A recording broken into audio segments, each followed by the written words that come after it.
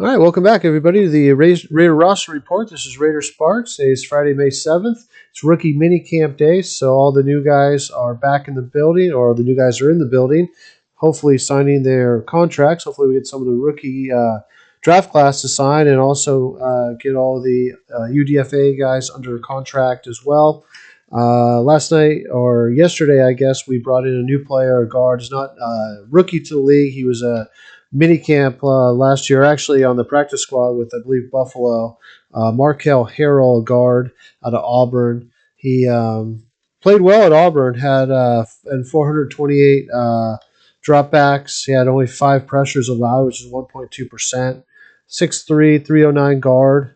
Only had a 24.5 vert, 522 40. So not bad, but the vert's not great. So maybe not the athleticism, but at the size, may be able to move and be mobile to get the blocks that Tom Cable's looking for as a possibility. So a new guard brought in, probably just to get a look at him, see how he does, and just add a little bit more depth to that offensive line. But today we're going to focus on the defense and how I see the roster kind of as we are today, and then the possibilities of it shaping out and how it could shape out in the next few months before we get into the regular season. It's very exciting. We have a lot more depth this year than we have in years past. It's great to see. Years past, this is not too difficult to fill out. There wasn't in fact, you're searching for talent to put on the roster. But now there's actually some depth and some, I think, more tougher decisions, I guess, to be made for the Raiders on their defensive side of the ball. And Gus Bradley's got some really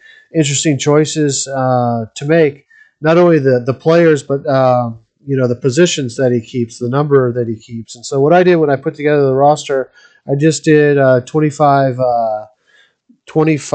defensive players, 25 offensive, and 3 special teams players. And right now, it's interesting. There's 42 offense, 42 defense, and 5 special teams on the roster. Right now, the Raiders are up to 99 on the roster from the reports I've seen with the UDFA players. I've counted so far 10 UDFAs. Only 6, I think, are showing up on like Sport Track or some of the other salary cap sites. But I have seen media reports that we're up to 10. So just kind of looking for that to be all washed out. And since today is minicamp day for the rookies, I think there'll probably be an announcement later today maybe of who exactly has signed. And it should be 10 as from the reports that I've seen, which would put us up to 99 players or 89 players on the roster. We get up to 90, so we still have another spot we can bring in. And I do believe they can bring it up to 5 players just for tryouts during the mini camp as well. So they may be doing that. And I'll kind of highlight a player that I think they should bring in as well later in the video here. But yeah, Gus Bradley has a lot to decide, a lot to go over, especially for this man here, Derek Carr. We definitely need a strong defense so we can get all the trade rumors off of this guy. He's been playing at a fairly high level. I'd say he's probably a top 10 quarterback. I think definitely a top 12 quarterback in the league. So having such a porous defense the last few years has really cost us a lot of wins. Our offense has been rolling. Our defense has been holding us back. But I think with the addition of Gus Bradley and the new players that we've gotten either through the draft or through free agency, I think will definitely help Derek Carr overall and get that monkey off his back. Not so much that it's for Derek Carr. I just want the Raiders to win. I actually don't mind if it's Derek Carr or somebody else leading the team. I'd like to see it be him since we drafted him. We've had all these years with him. I'd love to see it, all come together for him and for the Raiders and the whole organization. I think it would be great. But ultimately, we got to start winning games, and really, it's not on Derek Carr. It's on the defense primarily. So that's kind of where the focus is. But anyways, the way I see the roster right now is I believe that we would keep 6 cornerbacks, and I actually have a 24 that I believe are strong as far as positions go, and I think there's a 25th spot as far as a position goes that could be up in the air for Gus Bradley to decide what to do with that particular position. So right now, the way I've done it, I've got 6 cornerbacks. I think definitely Arnett, Hayward, Trayvon, and Rasul Douglas. I believe all 4 of those guys are definitely going to be on the team. I know Rasul Douglas doesn't have any dead money. There's no guarantee for him, but I just based on being a veteran, the style of play he has, his physical attributes, and just his whole career, it's perfect, I believe, for Gus Bradley's system. So I definitely think he's going to be making the team. The other guys that I believe will make the team, Nate Hobbs, we just drafted. I do think he's going to take over one of the slot positions. I think Arnett and Hayward will go back and forth between the slot. But the one good thing about our cornerbacks are fairly versatile. They can do a lot. And the other position will be Isaiah Johnson. I just think his length, his athleticism is going to allow him for a spot on the roster. Other guys, I think Lawson, I think he'll make it through camp only because he's suspended for the first 2 games, which I think kind of saves him. So what I believe the Raiders will do is put him on the suspension list for the first 2 weeks, and then barring any injury, cut him after. If there's an injury, you still have him as a veteran to come back onto the team and contribute that way. But I do think his suspension actually helps keep him on the team, but that's just my opinion. So Amik and Keeson are the other two guys that I believe have a shot at the roster, and then Nate and Isaiah. That's really, I believe, the competition for the cornerback room. I mean, you can make a case for Rasul Douglas because he has no dead money, but I think as a veteran, I think his talent is greater than these other guys. So I kind of put him down as that fourth guy that's definitely on the roster. Nate Hobbs being drafted in the 5th round probably puts him on the roster. Isaiah, you can make a case. I mean, he only has $331K in dead money. If we were to cut him, we'd save $700K. So that's a possibility. I won't get into Lawson right away, but if he's cut, we save, I believe, $750K. He's only guaranteed $250K. Amik, he's guaranteed $370K, but if we cut him, we would save $650,000. And Keeson, he's only guaranteed $5,000, and if we cut him, we'd save $800K. The other guys, Kevin Silverand and Sean Crawford, who's a UDFA out of Notre Dame. I believe those guys, as well as Keeson and Amik, I guess, would be battling for a roster spot on the practice squad. Although I think if Amik was let go, or Isaiah or Nate, Nate's not going to get let go, but I'd say Isaiah and Amik, if they were let go, they'll be picked up quickly by another team. Keeson, I'm not so sure. He might stay, he might not. I could make an argument though for Keeson to stay if we use this 25th option here on my list, basically to say that we're going to keep a 7th quarterback, but primarily use him as special teams for return duties because we do need some return help, and he does do the returns for us. So that would be a possibility. That's the only way I kind of see him making the squad barring any injuries. So that's the way I see the cornerback room coming around. Amik, I would love to see on the team. I think he wasn't given much of a shot last year, so I do hope he makes the team. And it's possible that we do keep that 7th quarterback. And if so, Isaiah and Amik could continue with us, and we could really see what they could do under Gus Bradley. I kind of think that's the best of both worlds, but we'll kind of see how it all shakes out. As far as the safeties go, Jonathan Abram and Carl Joseph, Gillespie and Mooring, they're all definitely going to be on the team. A couple of the other guys, TJ Morrison, UDFA, out of Stony Brook, I think he's a cornerback / safety. He's looking to more practice squad. Rashawn Golden and Levette, I don't think will make the team again. Probably practice squad fight there for the practice squad. I did another category, safety / linebacker, and I think we'll keep 1 or 2 from this category. Obviously, Diablo is going to make the team, and then I think Muse will still make the team in this category. He has dead money of $624K. If we cut him, we'd only save $400K. And again, another guy I want to see get this shot. So I think it would be definitely something that the Raiders should consider keeping him on the team. And then Javen White to battle it out in this group as well. I think he's more of a practice squad at this point than anything else. But it would be interesting if Muse isn't up for the speed. That slot could go back to a quarterback. And free up some more slots down the line if we were going to keep 25 defenders. That would be an interesting thing to kind of keep an eye on. The linebackers, Littleton, Kozlowski, Morrow, definitely are on the team. Onwalu and Beal, I don't know how to say his last name, but they're definitely competing for a practice squad spot.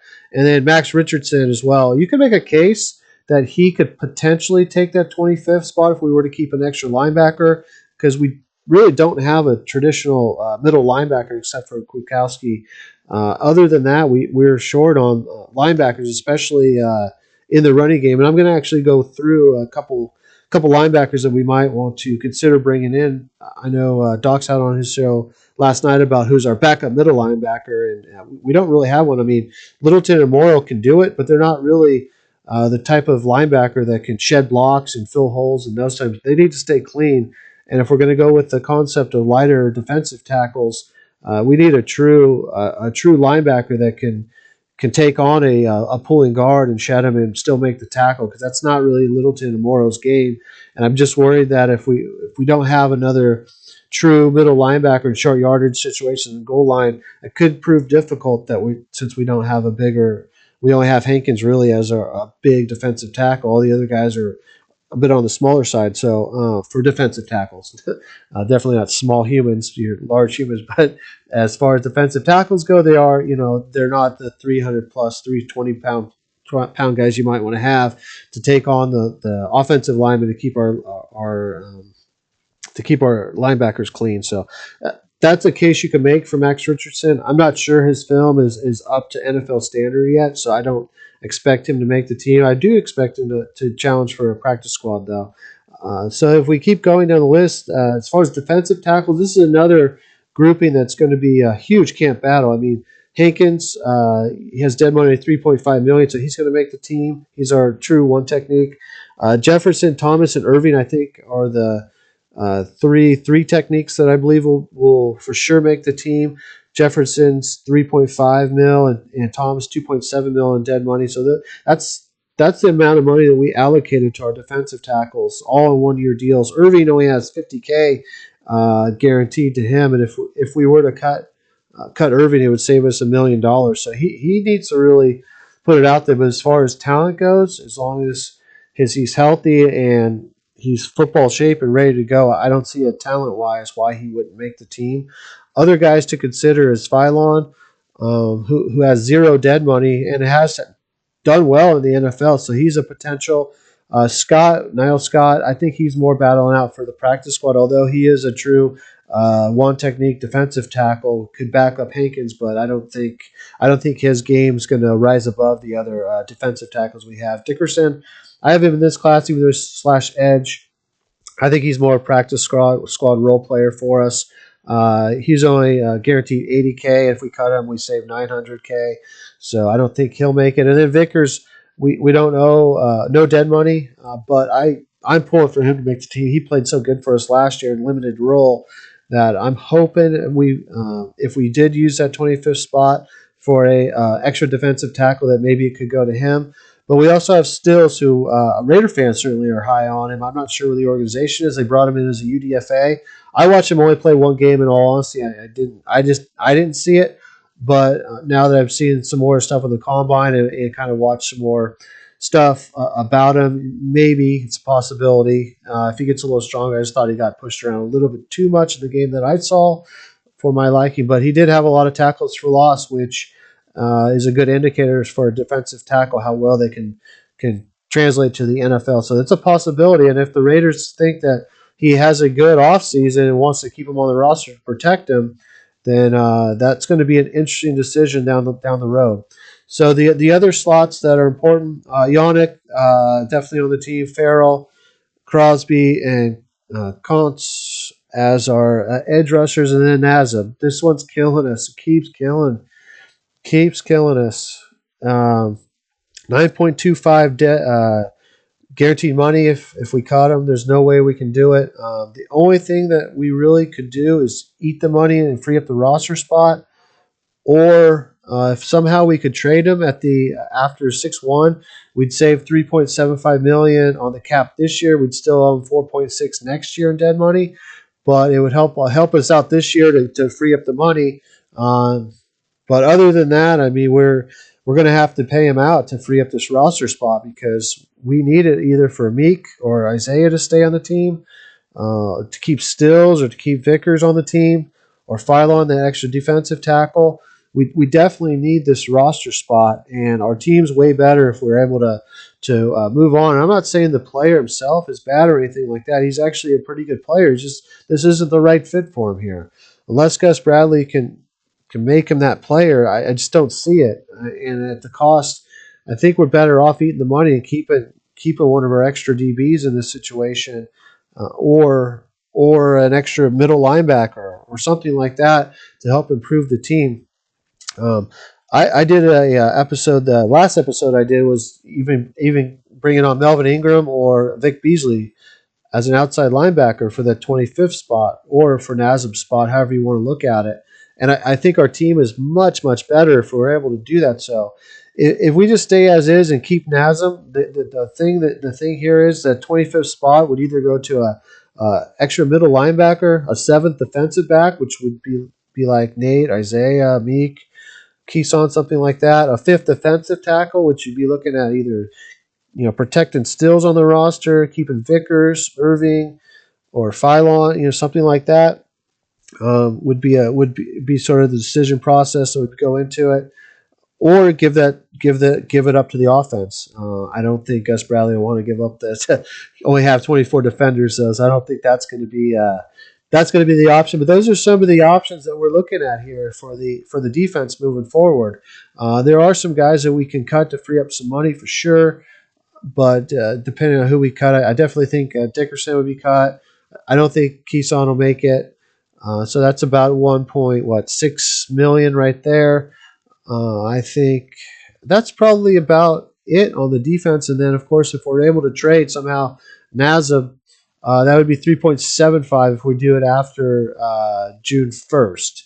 So that would get us closer to about $5 million in savings on the cap for the defensive side of the ball. So that could be another, Vic Beasley or Melvin Ingram, something like that, or another middle linebacker that we could possibly bring in. So let's talk about that. Vic Beasley, Melvin Ingram, Vic Beasley. I just did a video on them. I'd like to have either one of them. I think our team needs it.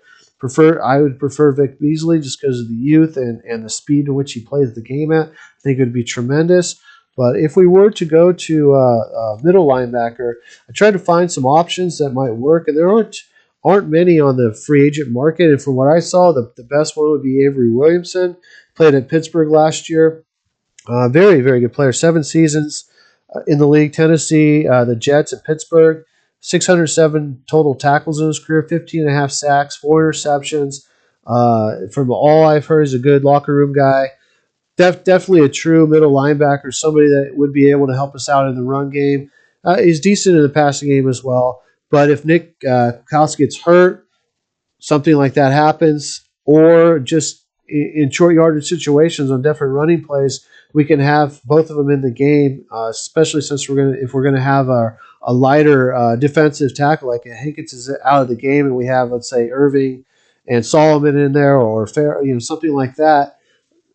That we might want to have 2 true actual linebackers to stop the running game. Because what I don't want to see is we have all the hybrid linebackers, all the coverage guys, Littleton, the Moros, obviously our new guys, Divine Diablo and Muse playing in the box that are actually safeties. Those guys getting exposed to the running game, and I think that might happen. So I think Williamson would be a great pickup for us until we're able to find or develop a young guy. He's only 28. He has a lot of game left, so I think it's something that the Raiders might want to consider. And then just given the roster breakdown, using that 25th spot for that backup middle linebacker or that short yardage linebacker that we can bring in and stop the running game.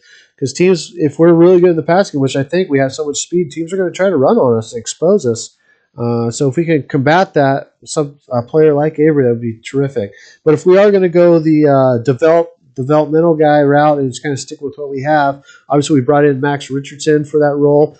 I'm not sure his game's ready, but the guy I had my eye on last year was Dale Harding out of Illinois, and I'm sure the Raiders know all about him since they scouted Nate Hobbs out of Illinois. But Dale Harding didn't get picked up last year. A lot of guys didn't get picked up last year. He did get talked to 2 teams, and New England was definitely in talks with him, and so he caught Belichick's eye. So if a linebacker catches Belichick's eye, it has my attention for sure. But he, obviously, he was with Lovie Smith in 2019.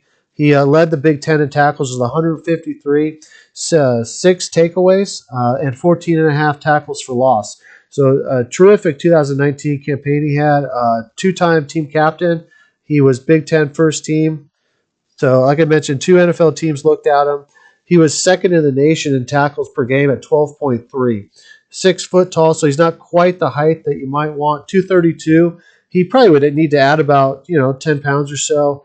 But he's got the longer arms, 31/7/8 arms, which isn't bad for a linebacker. 9-inch hands was good, 75 wingspan. So he's a player that I had my eye on last year for the Raiders. But for whatever reason, we didn't make the call. And a couple teams were looking around, but it was hard to sign UDFA guys last year. I also had my eye on Cage Cervenka out of Clemson, a guard, and he actually got signed this year by the Bears as a free agent. I guess not UDFA anymore. He'd be a free agent. So that's somebody I think the Raiders, Dele Harding, should hopefully consider at least bringing in for a tryout during this week. And see what he's got. And potentially, if we're going to compare it to Max Richardson, I watched a little bit on Max Richardson and on Dele Harding, and I think Harding's a much better player, a much better linebacker. I think they both need to get a little bit bigger. They're both not the speediest sideline speed that you might want, but they're both quick.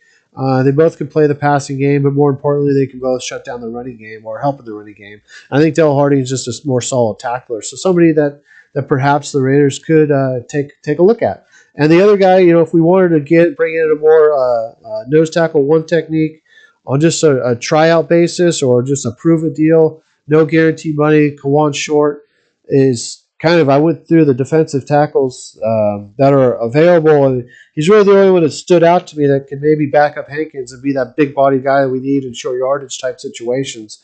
He's 315, he's a big dude, he's got 32.5 sacks, though, so he's one of the nose tackles, one technique guys that has some pass rush ability. 8-year career. Just the last 2 years he's been hurt. He's only played 10 games, had no sacks the last 2 seasons. So he kind of fell off with injuries and whatnot. But, I mean, if you could bring him in as a prove-it deal, no guaranteed money, just, veteran minimum type deal, and see what he's got left in the tank, maybe help us out for a year so we can get some more depth on the defensive tackle spot, especially if Hankins were to go down, or just be able to bring him in and short yardage with Hankins in the game, I think would be tremendous. I know Quentin Jefferson's really good at the run too, and he's probably going to be our run-stopping defensive tackle along with Hankins. And I understand that, but it would be good to have another bigger dude, another dude over 310. In that range, so 315 range for the bigger size. So that's kind of the way I see the Raiders roster on the defensive side of the ball. I think next video I do, we'll go over the offense. The special teams is pretty easy, cut and dry. There's Siege will be our long snapper, Carlson our kicker, Cole our punter. Although Carlson's interesting because if we were to say we liked Eberl, we do have another long snapper. Koloff, I guess, on our team, and then we do have another kicker who actually stayed on the practice squad all last year and is a pretty good kicker too. But we'd save $3.3 million if we cut Carlson. So if there's a player out there that we really wanted to target and needed to cut somebody, that I don't want to cut Carlson. I mean, don't get me wrong, but hey, if the right player came along, like I don't know, Julio Jones or something, and that stood in the way, then that might be an option. So, anyways, next video I'll do, I'm going to go over the offensive side of the ball. And it's a little bit more. I think the offense kind of is a little bit more cut and dry, I think, but we'll talk about it. Maybe we'll find some other holes that we could potentially fill. But anyways, if you like the video, please hit the like button. Please subscribe. Comments, keep them coming. I like hearing the comments. And please share the video with others so we can get some more subscribers and get more comments and feedback by Raider Nation and keep the conversation going. Until next time, this is Raider Sparks. I guess have a good day.